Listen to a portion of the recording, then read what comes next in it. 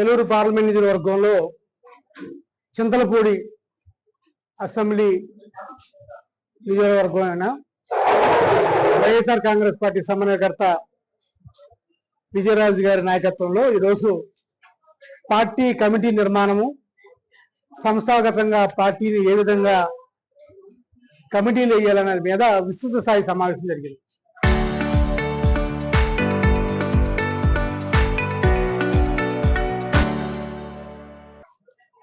ఈ సమావేశంలో అన్ని గ్రామ అధ్యక్షులు, 4 ఎంపీపీలు, 2 జడ్పీటీసీలు, మాజీ ఏఎంసీ చైర్మన్లు అందరూ కూడా పాల్గొని 100 అయినా 106 అయినా సరే 2029లో చింతలపూడిలో వైఎస్ఆర్ కాంగ్రెస్ పార్టీ జెండా రెపరెపలాడించాలని చెప్పి ఈ నియోజకవర్గంలో ప్రతి కార్యకర్త, నాయకుడు కోరుకుంటున్నారు. తెలుగుదేశం ప్రభుత్వం, ముఖ్యంగా కూటమి ప్రభుత్వం ఇచ్చిన హామీలు ఏ విధంగా అమలు చేయలేదు, ఏ విధంగా ప్రజలను మోసం చేశాయని ఈరోజు రాష్ట్ర ప్రజలంతా కూడా తెలుసు. ప్రశ్నిస్తానన్న పార్టీ, ప్రశ్నలతో కూడిన పార్టీ, ప్రశ్నించడానికే పుట్టిన పార్టీ, ప్రశ్నే నా అస్త్రంగా అనుకునే పార్టీ ఈరోజు కూటమి ప్రభుత్వం వచ్చిన తర్వాత అధికారం అనుభవిస్తూ ఏ విధంగా ప్రశ్నించకుండా, ఏ విధంగా మౌనంగా ఉందో మనందరం కూడా గమనిస్తున్నాం. ఈరోజు ప్రతి రైతు, ముఖ్యంగా ఈ నియోజకవర్గంలో ప్రతి రైతు కూడా, ప్రతి అక్క చెల్లెమ్మలు కూడా సంక్షేమ పథకాలు అందక, రైతు భరోసాలు అందక, ఇన్పుట్ సబ్సిడీ లేక, పంటలో పండించిన పంట, రైతులు పండించిన పంటకు మద్దతు ధర లేక ఏ విధంగా ఇబ్బందులు పడుతున్నారో ఈ నియోజకవర్గంలో ప్రతి రైతు, ప్రతి అక్క చెల్లెమ్మలు చూస్తున్నారు. ఈ నియోజకవర్గానికి ఒక ప్రత్యేక సంస్కృతి ఉంది. ఎప్పుడు ఎవరు గెలిచినా సరే కమ్యూనిస్టు పార్టీతో మొదలు పెట్టుకొని, కమ్యూనిస్టు పార్టీలు గెలిచినాయి, కాంగ్రెస్ పార్టీలు గెలిచినాయి, టీడీపీ గెలిచింది, మళ్ళీ కాంగ్రెస్ కలిసింది, మళ్ళీ టీడీపీ గెలిచింది, మళ్ళీ వైఎస్ఆర్ కాంగ్రెస్ గెలిపించింది, మళ్ళీ ఇప్పుడు టీడీపీ గెలుస్తుంది.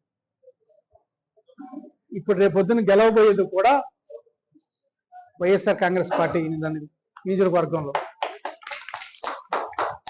ఏదో వాళ్ళతోడో గాలితోడో గెలిచిన వాళ్ళు, వాళ్ళకి ప్రజల్లో ఉండే నాయకులకి చాలా తేడా ఉందని ఈరోజు ఈ వాసనంతా చెప్పుకుంటున్నారు. ఏది ఏమైనప్పుడు కూడా చింతలపూడిలో పార్టీ నిర్మాణం మీద దృష్టి పెడతాం.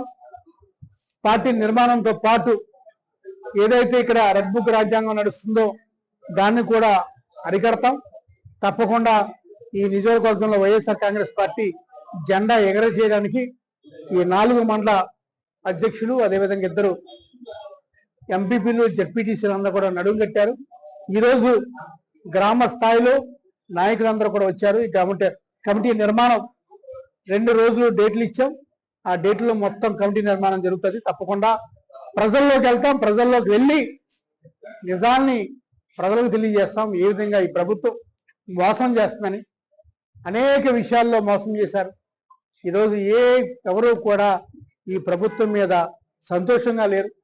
మరి ముఖ్యంగా ఈ ప్రభుత్వం మీద సంతోషంగా లేని వాళ్ళు వైఎస్ఆర్ కాంగ్రెస్ పార్టీ నాయకులు, కార్యకర్తల కన్నా తెలుగుదేశం పార్టీ నాయకులు, కార్యకర్తలే తెలుగుదేశం పార్టీ ప్రభుత్వం మీద అసంతృప్తిగా ఉన్నారు.